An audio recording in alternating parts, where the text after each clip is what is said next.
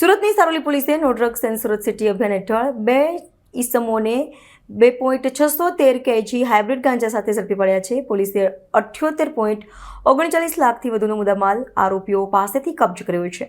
સારોલી પોલીસની ટીમને બાતમી મળી હતી કે તારીખ 23/9/2025ના રોજ 4 વાગ્યાની આસપાસ મયુદ્દીન અકબરભાઈ ચાવડા અને આબેદ આજીભાઈ શ્રીમાળીના 2 ઈસમો પોતાની પાસે રહેલી બેગમાં ગાંજાનો જથ્થો લઈને આવતા હતા, જેથી પોલીસે કડોદરા ચોકડીથી નિયોલ ચેકપોસ્ટ પાસે તપાસ હાથ ધરી હતી અને મયુદ્દીન અકબરભાઈ ચાવડા અને આબેદ આજીભાઈ શ્રીમાળી પાસેથી ગાંજાનો જથ્થો કબજે કર્યો હતો. આરોપીઓને ગાંજાનો જથ્થો આપનાર ઇમરાન નામના ઈસમને પોલીસે વોન્ટેડ જાહેર કર્યો છે, જ્યારે ગાંજાનો જથ્થો મંગાવનાર રફીક મહેતરને પણ પોલીસે વોન્ટેડ જાહેર કરી કાયદેસરની કાર્યવાહી હાથ ધરી છે. સારોલી પોલીસ સ્ટેશન વિસ્તારમાં નિયોલ ચેકપોસ્ટ આવેલી છે, જ્યાંથી 2 ઈસમો ગાંજો લઈને પસાર થનાર છે એ પ્રમાણેની બાતમી સારોલી પોલીસ સ્ટેશનને મળેલી.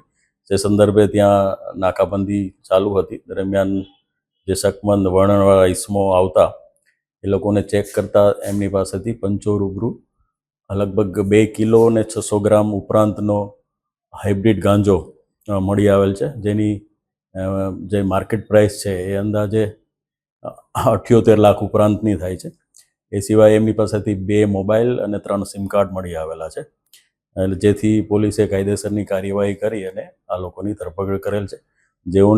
જે આ ઈસમો છે એનું નામ છે મયુદ્દીન અને જે બીજો છે એ આબિદ. એ બંને ભાવનગર જિલ્લાના પાલીતાણાના રહેવાસી છે. અને આ જે મયુદ્દીન છે એ પોતે એક સાદિક સિલેક્શન કરીને કપડાની દુકાન ધરાવે છે પાલીતાણામાં, અને જે આબિદ છે એને એક બેટરીની દુકાન છે.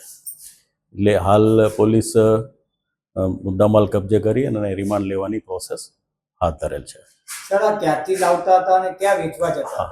એ આ જે મુદ્દામાલ છે એ બોમ્બેથી લાવ્યા હોય એવી હાલ અમને હકીકત જણાવેલ છે, અને એમને અહીંયા જ સુરતમાં જ એક ઈસમ છે વસીમ કરીને, એને એ લોકો ડિલિવરી આપવાના હતા એવું હાલ પ્રાથમિક તપાસમાં જણાવેલ છે. જે અગાઉ પણ આ રીતે આ લોકો દ્વારા જે માદક પદાર્થ લાવવાની ઘટના કઈ પૂછપરછમાં આવી છે?